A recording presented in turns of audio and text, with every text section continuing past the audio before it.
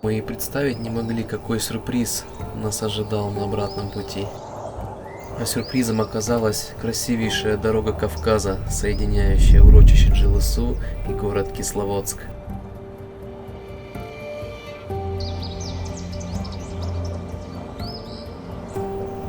Это 70 километров горного серпантина, пролегающим на высоте 2000 метров над уровнем моря, с отвесными скалами, широкими долинами и просто космическим видом на гору Эльбрус.